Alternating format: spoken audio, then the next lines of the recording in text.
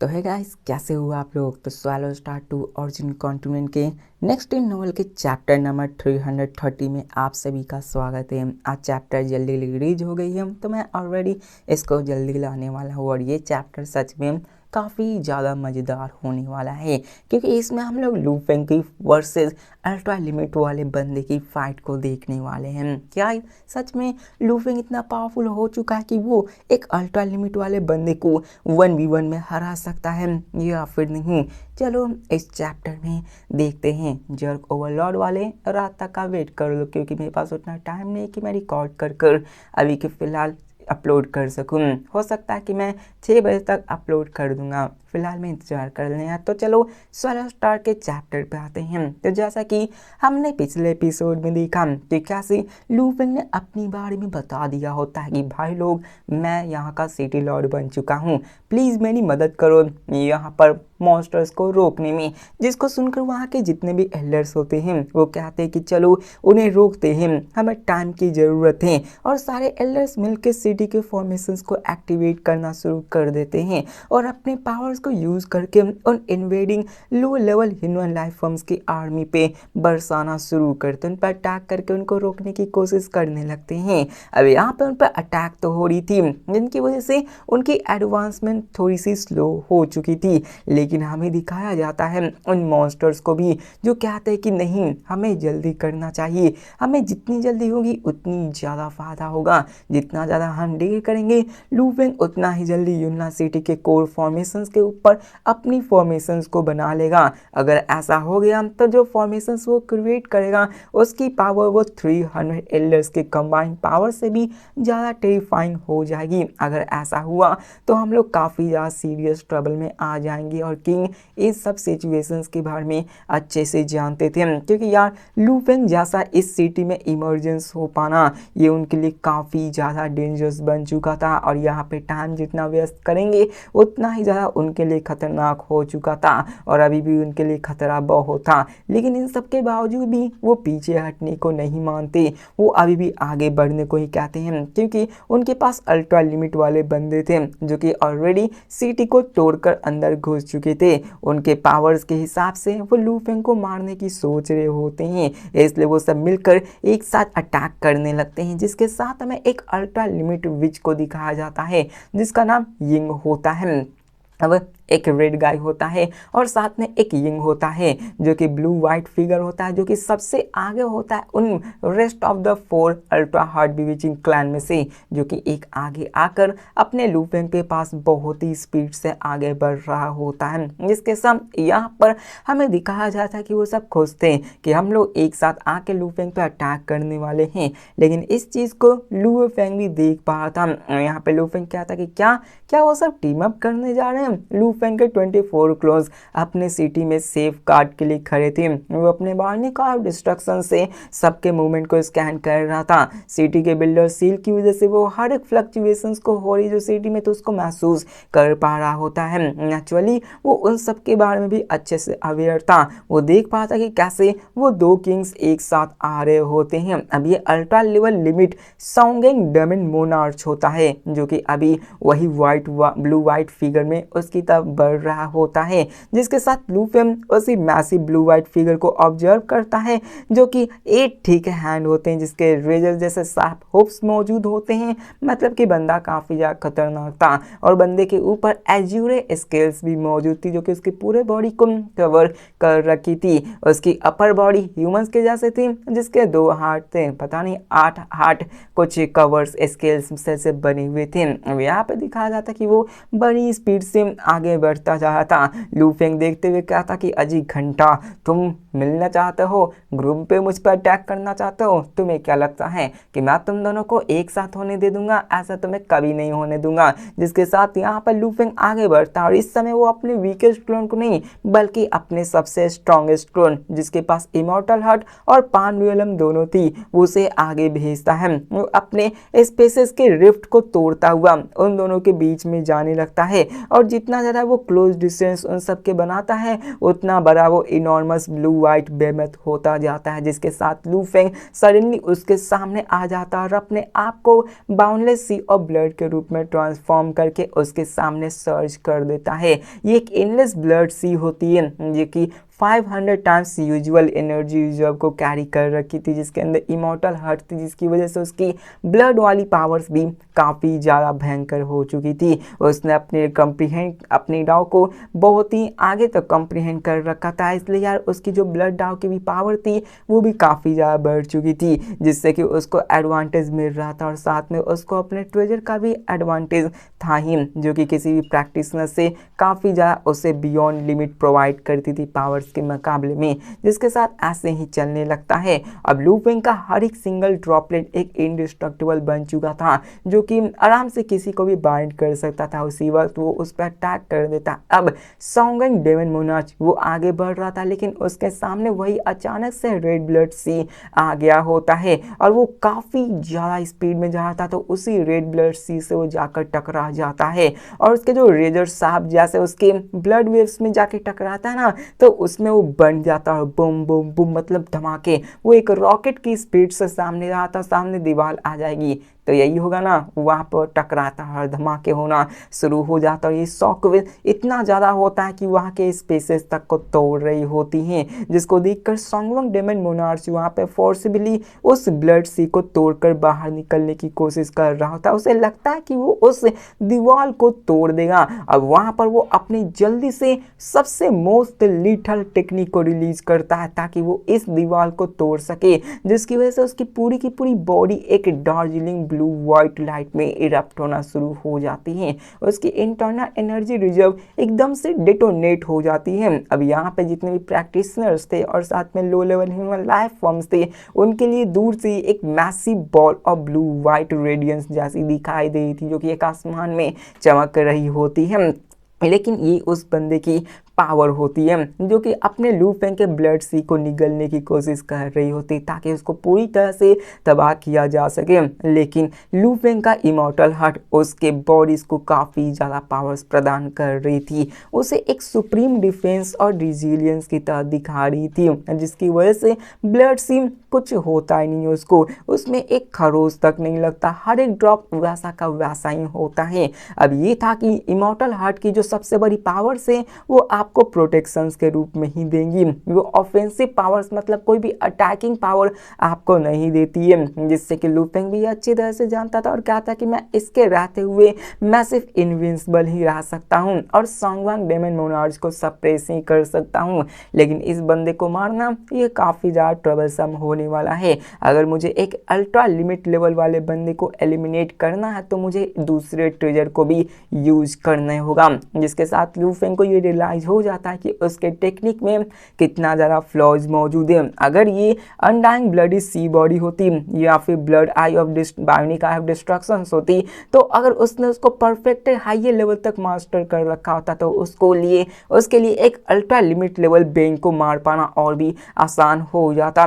इसके साथ यहाँ पे हमें लू फेंग को दिखाया जाता है जो कि यहाँ कहता है कि हाँ ये बंदा तो सच में काफ़ी पावरफुल है, जिसके साथ हमें एल्डर्स को भी दिखाया जाता है जो कि यार ऊपर से देखे तो वो भी इस पावर्स को देखकर पूरी तरह से कांप जाते और कहते हैं कि ये अल्ट्रा लिमिट लेवल सॉन्गवांग डेमन मोनार्च तो काफ़ी ज़्यादा टेरिफाइंगली स्ट्रॉन्ग है, ऐसे माइट में तो हम लोग एक ही झटके में मारे जाएंगे। मतलब उन सारे एल्डर्स को भी अच्छे से पता चल गया कि आगे का एक अल्ट्रा लिमिट वाले बंदे कितने ज़्यादा खतरनाक होते हैं, जिसके साथ उनके मन में एक सवाल आने लगता कि क्या लॉर्ड लुओफेन सॉन्गवांग डेमन मोनार्च के द्वारा ओवरवेल्म किए जा रहे, ओवर पावर किए जा रहे, क्या उसको दबाए जा रहे हैं। एल्डर्स को ये यकीन नहीं हो रहा था और साथ में वो ये भी अच्छे से नहीं पता लगा पा रहे थे कि क्या लू फेंग उस पर भारी पड़ रहा है या फिर वो सॉन्गवांग डेमन मोनार्च उस पर भारी पड़ रहा है, क्योंकि वो सिर्फ देख पाए थे तो यही कि एक मैसिव सी ब्लड है और एक ब्लू वाइट फ्लेम्स है जो कि आपस में टकरा रहे हैं, जिसके साथ हमें सॉन्गवांग डेमन मोनार्च को दिखाया जाता है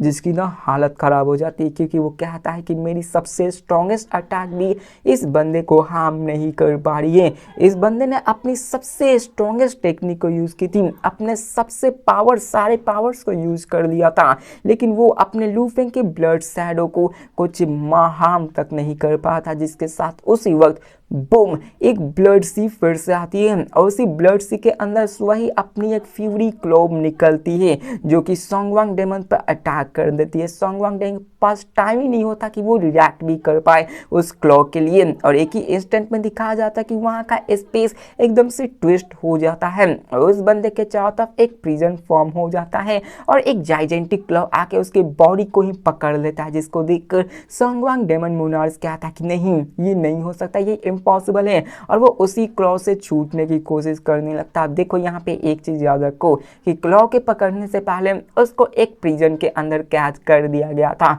जिससे कि वो भाग न पाए। जिसके बाद वो क्लॉ उसको पकड़ा होता है, जिसके साथ वो उसको दबाना शुरू करता है, जिसको देखकर यार सोंगवांग डेमन मोनार्च काफी ज्यादा यार फर्टाइल होने लगता है, उसको रेसिस्ट करने की कोशिश करने लगता है ताकि वो उस क्लॉ से अपने आप को आजाद कर सके। अब यहाँ पे वो प्रेशर इतनी ज्यादा थी कि वो उसके एज्यूरे स्किल्स को भी क्रश करना शुरू करती है। वो शार्प क्लॉज उसके फ्लेश तक को चीरने लगती है, जिसको देखकर वो कहता है कि नहीं, ऐसा नहीं हो सकता, और सोंगवांग डेमन मोनार्च की पूरी बॉडी ब्लू लाइट से रेडिएट होना शुरू हो जाती है जो कि अपने आप को हील करने की कोशिश कर रही थी और अपने ऊपर शील्ड को चढ़ाने लगती ताकि वो उस अटैक से अपने आप को रोक सके। अब इस चीज को देखकर लू फेंग इम्प्रेस होते हुए कहता है कि मेरे इस अटैक करने के बावजूद ये अभी तक जिंदा है। अल्ट्रा लिमिट लेवल की बेंग तो सच में काफी ज्यादा मॉन्स्टरस से अपनी वाइटैलिटी को लेकर, इसके अटैक करने के बावजूद भी ये मेरे एक अटैक से नहीं मरे थे। अब कोई अगर नॉर्मल एल्डर होता ना, खत्म, वो राख बन चुका होता, यहाँ तक कि पैलेस मास्टर भी होता ना तो उसकी भी हालत खराब हो चुकी होती। जिसके साथ बूम, यहाँ पे जो मैसिव सोंगवांग डेमन को पकड़ी हुई थी वो क्लॉ, वो उसे अपने एंडलेस ब्लड ऑफ सी के अंदर खींच ले आती है। मतलब यही समझ लो कि यार उस एंडलेस ब्लड के सीख से अंदर से पहले हाथ निकलते उस पर अटैक करते नहीं मरता तो उसे अपने अंदर ही खींच लाती है, जिसके साथ अल्ट्रा लिमिट लेवल बेंग्स उसके अंदर सबमर्ज हो जाता है, उसके अंदर फॉर्मेशंस के अंदर ट्रैप हो जाता है, जिसकी वजह से प्रिजन पहले से ही था उसको एक और अपनी रेड ब्लड की प्रिजन कैद कर लेती है, जिसके साथ वहां पर उसके ऊपर और भी सप्रेशन चालू कर देता है जिससे कि उसकी मूवमेंट खत्म से ही हो जाती है। जिसको देखकर यह सोंगवांग डेमन मोनार्च पूरी तरह से कांप उठता और कहता है नहीं, ऐसा नहीं हो सकता, और पूरी कोशिश जी जान लगा देता है लेकिन वो उसके ब्लड सी से बाहर नहीं निकल पाता। अब यहाँ पे वो स्ट्रगल कर रहा था लेकिन लू फेंग टाइम वेस्ट नहीं करता, वो अपनी कोलोसल क्लॉ को फिर से निकालता, फिर से अटैक करने लगता, फिर से निकालता है,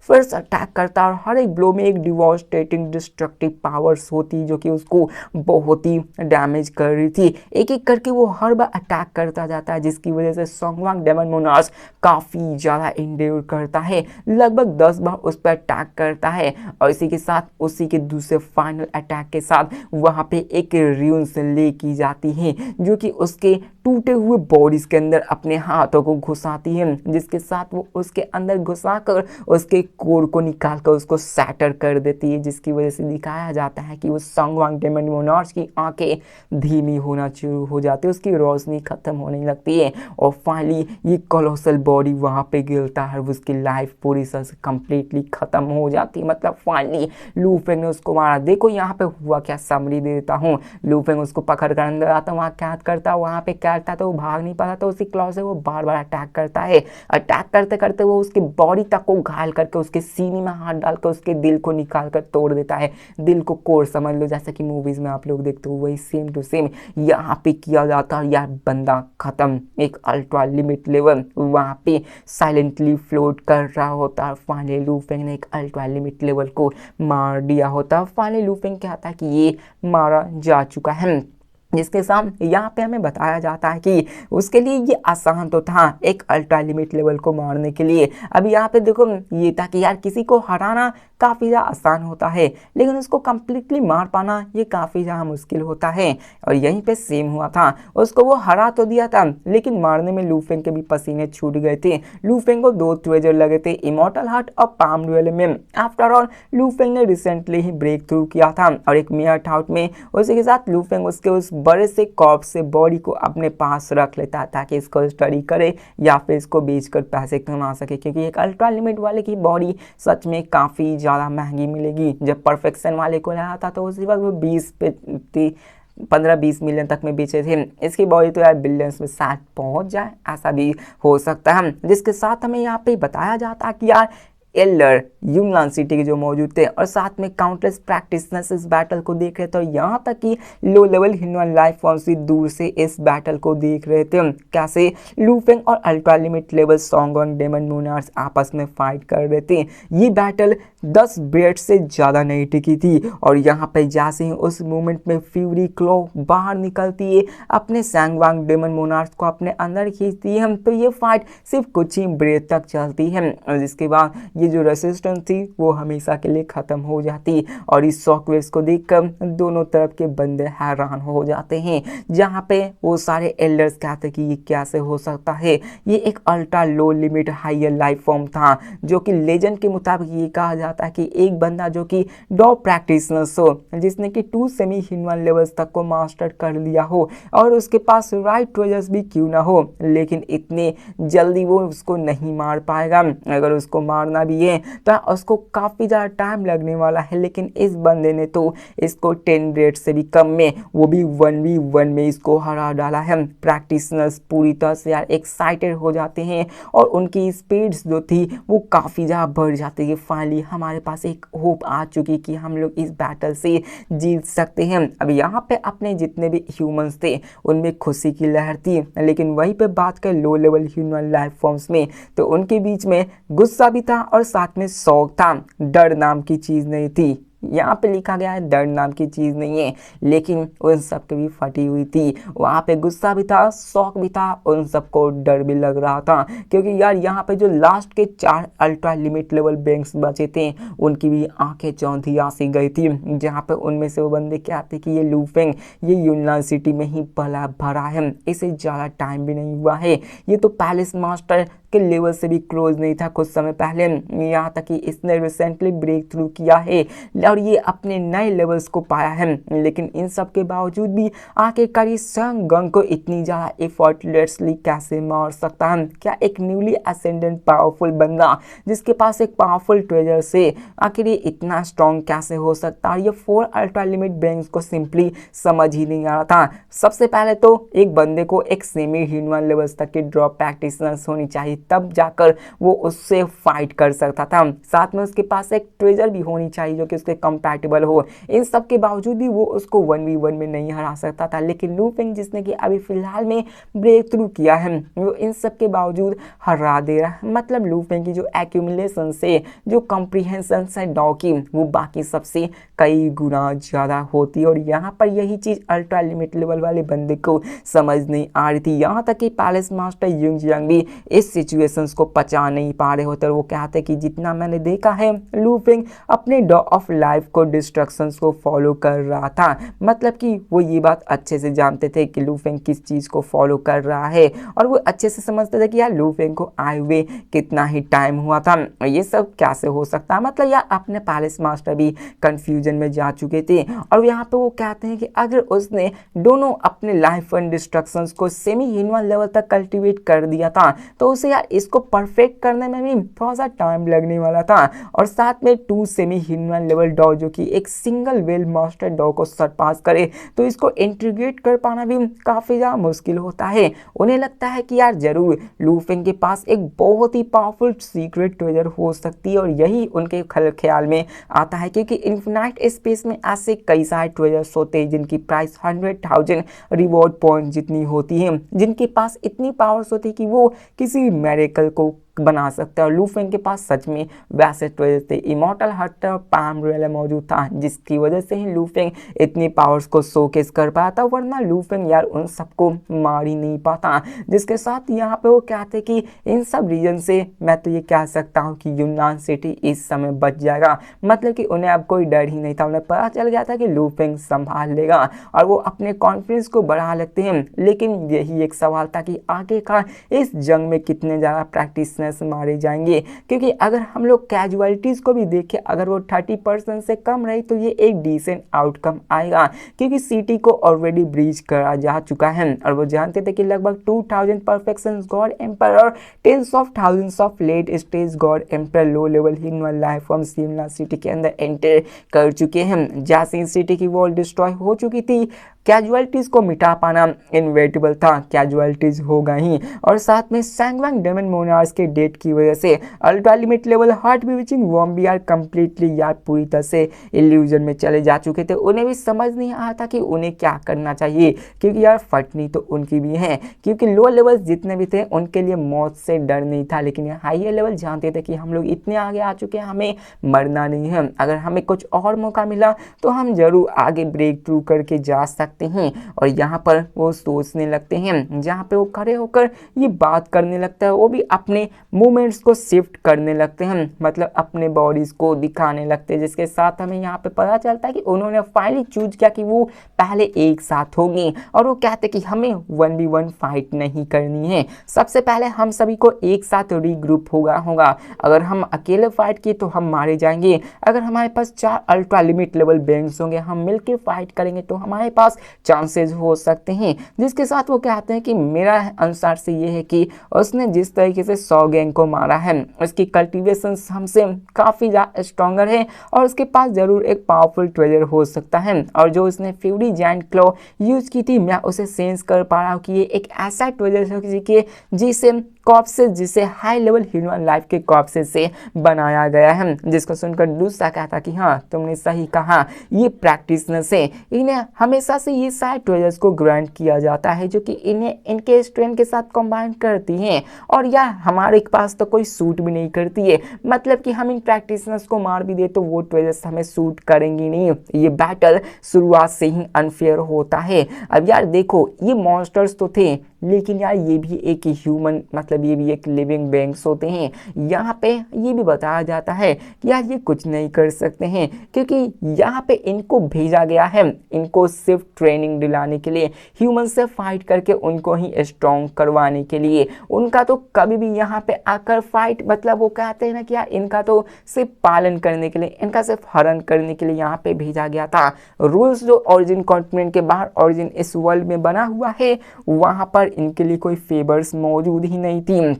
यहाँ पे इंडियन फर्स्ट सॉवरेन, अगर ये यहाँ पे कहते कि अगर हम लोग फर्स्ट सॉवरेन के पास होते, मतलब एंचेस्टर के पास होते, हम लोग उनके डोमेन के अंदर होते, तो ये प्रैक्टिशनर्स हमारे लिए खाने से बढ़कर कुछ नहीं होते। मतलब यहाँ पे फाइनली एंचेस्टर का जिक्र हो ही जाता है। मैंने आपको बताया कि कैसे ओवरलॉर्ड उन सारे एंचेस्टर्स से फाइट किया करते थे, उन एंचेस्टर्स की पावर इतनी ज़्यादा होती थी कि वो उन ओवरलॉर्ड्स तक को डैमेज दे देते थे। यहाँ पे कहते हैं कि अगर हम लोग एंचेस्टर के पास होते ना, तो यार ये सारे ह्यूमन बीइंग्स, ये सारे प्रैक्टिसर्स हमारे खाने से बढ़कर और कुछ नहीं होते, इनकी औकात नहीं थी कि ये हमारे सामने खड़े भी हो सकते थे। जिसके साथ यहाँ पे ये 4 अल्ट्रा लिमिट लो लेवल ह्यूमन लाइफ फॉर्म्स पूरी तरह से अनविलिंग कर रहे थे कि नहीं, हम लोग यहाँ पे अब पीछे नहीं हट सकते हैं। जब से ये लोग उन ट्रांसेंडल एग्जिस्टेंस जो कि प्रैक्टिशनर्स थे, उन सब के हाथों पकड़े गए थे, इन्हें नान रिवर होली रियलम के अंदर फेंक दिया गया था ताकि वो उनके रूल्स के साथ खेल सके। ट्रांसेंडेंट एग्जिस्टेंस उन्हें कहा जा रहा है जो कि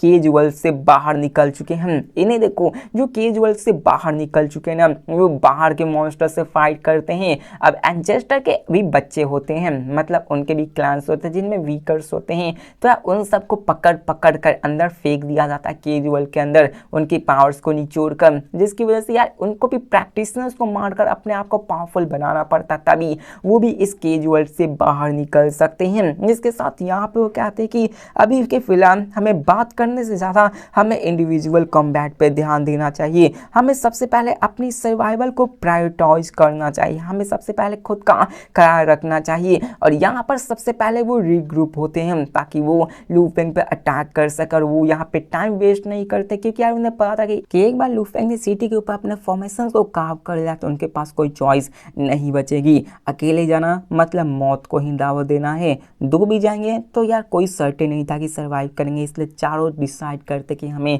साथ जाना चाहिए। और इसी के साथ हमारा ये एपिसोड खत्म होता है।